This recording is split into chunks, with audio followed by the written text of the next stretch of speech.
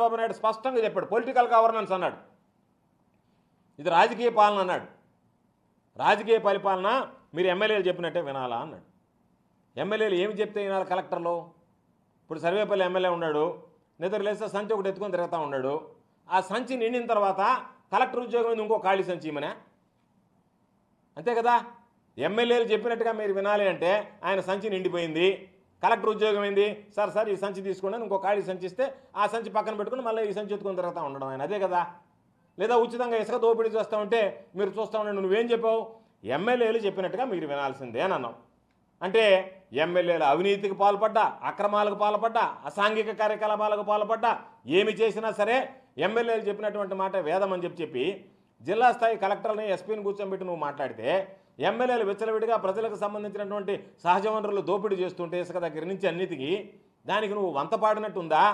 లేదనుకుంటే ఒక పక్కేమో చంద్రబాబు నాయుడు ద్వంద్వ పరిణామాలు, 2-4 ధోరణి. ఒక పక్కేమో ఇసుక విషయంలో స్ట్రిక్ట్గా ఉండండి అంటాడు, మరొక ప్రక్కేమో ఎమ్మెల్యేలు చెప్పినట్టుగా వినమంటాడు. ఇసుక దోసుకుంటున్నది ఎమ్మెల్యేలే. ఈ మధ్యనే ట్రాక్టర్లు కూడా పాపం ప్రజలు పట్టుకొచ్చి పోలీస్ స్టేషన్ దగ్గర పెట్టించారు. కాబట్టి నీ ద్వంద్వ పరిణామాలు రెండు కూడా ఏది మాట్లాడినా కూడా ఇది సరైనటువంటి పద్ధతి కాదు. నేను చెప్పేది ఏంది, మీరేమన్నా ఒకటే మాట, మాకు సంబంధించినటువంటి ప్రజాప్రతినిధులకు మైలేజ్ రావాలా అంటే వాళ్ళు చెప్పిన పని జరగాల, వాళ్ళు చెప్పింది చేయాలా. అది అన్యాయమైనా అక్రమైనా ఏమైనా సరే తెలుగుదేశం పార్టీ వాళ్ళు వచ్చి ఇదిగో ఇది అన్యాయమైనా సరే చేయండి అంటే మా ఎమ్మెల్యేలు మీకు చెప్తారు, మీరు చేయండి. దాంట్లో న్యాయాన్యాయాలు విచారించాల్సినటువంటి అవసరంలే.